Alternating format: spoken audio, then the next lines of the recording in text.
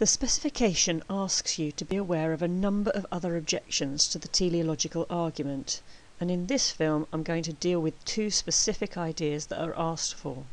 These are presented by Kant and Mill. Whilst you won't be awarded marks for regurgitating dates, it is vital that you are aware of the timeline of presentation of these arguments. We have presented them in a particular order, but that is not necessarily the time order in which they occurred. Examiners will not appreciate claims by you that don't recognise when these people were arguing. Plato is our first scholar who we have looked at so far, and as an ancient Greek, he's the earliest one we've been looking at, closely followed by his pupil Aristotle. Much later on, we could find Aquinas in the Middle Ages, and these are the order so far in which they've been presented. However, our next scholar in order is David Hume, and many people make the mistake of putting Paley's argument before Hume and saying that Hume was arguing against Paley. However, when Hume was writing, Paley hadn't presented his arguments yet. Following Hume, we have Kant, and then we have William Paley.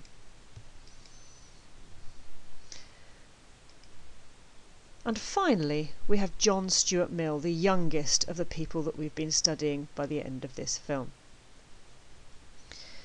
Notice that Mill is born after all of these scholars have died, so he couldn't possibly be challenging face to face any of the other scholars that we have looked at.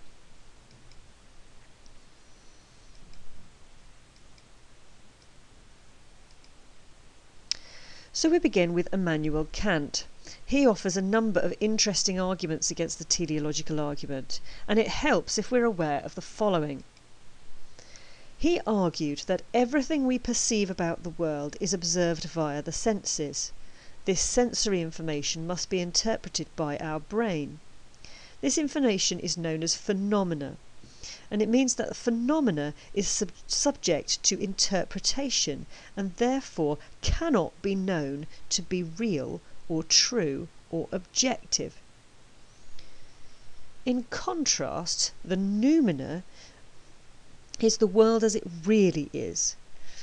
This we cannot know, since we must always perceive the noumena with our senses, which is then interpreted by the brain, and by the time we receive it, it's already phenomena.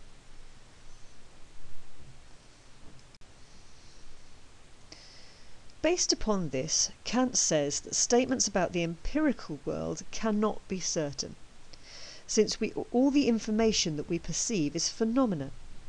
It looks like the world is designed, but that's our interpretation, and it might be wrong.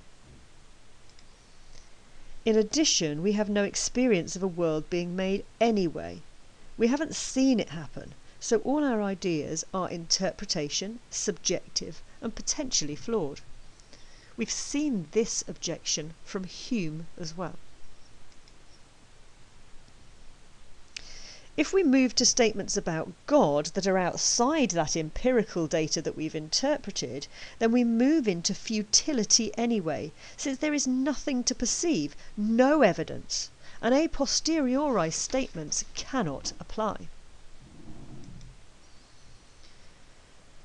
Kant goes on further to point out that if we do accept the premises of the teleological argument, then we still have difficulty in the conclusion. It is not God that gets proven. Instead, what we have is a designer, but this is not a creator out of nothing. It's quite different from what Christianity claims. Thus, the most we can say is that a limited designer working with pre-existent materials has moulded them together. And thus, this designer is limited by the scope of his materials. Now, this isn't the God of classical theism. This designer, then, need not have any of the particular qualities of classical theism that we hear Christianity claim. He need not be infinite or perfect. All he need be is proportionally greater than a human designer. This is not God. J.S. Mill presents a version of the challenge that we have heard already from Hume. This is a classical representation of the problem of evil. The teleological argument says that there must be a designer, and Christianity claims that this is the designer that has classical theistic attributes.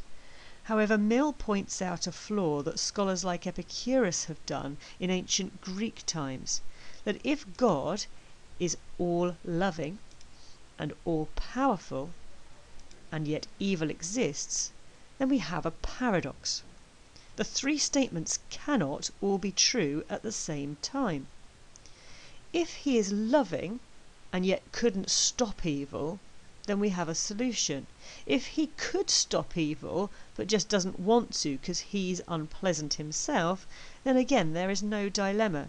But theism makes the claim that all these three statements are true, and this cannot be the case. It is illogical. In addition, Christianity claims the following of this designer, which adds to the problem further. As a designer or creator, he surely must have planned evil. He must be responsible for it. If he created out of nothing, then he must have actually made the evil. If he's all-knowing, omniscient, he cannot be ignorant to the effects, and yet he still does nothing. If he's present everywhere, then that means he is perfectly poised to act, and if he is infinite, then he has had plenty of opportunity to solve our suffering, to sort out the problem. John Stuart Mill here is pointing out that the existence of evil in the world is not consistent with a designer who has the qualities listed on the screen. John Stuart Mill says, "In sober truth, nearly all the things which men are hanged or imprisoned for doing to one another are nature's everyday performances. Killing, the most criminal act recognised by human laws, nature does once to every human being that lives, and in a larger proportion of cases after protracted torture. Nature impales men, breaks them as if on the wheel, casts them to be devoured by wild beasts, burns them to death, starves them with hunger, freezes them with cold, poisons them, and has hundreds of other hideous deaths in reserve, such is the ingenious cruelty of a domination never surpassed. All this nature does with the most supercilious disregard both of mercy and justice. Everything, in short, which the worst men commit either against life or property is perpetrated on a larger scale by nature.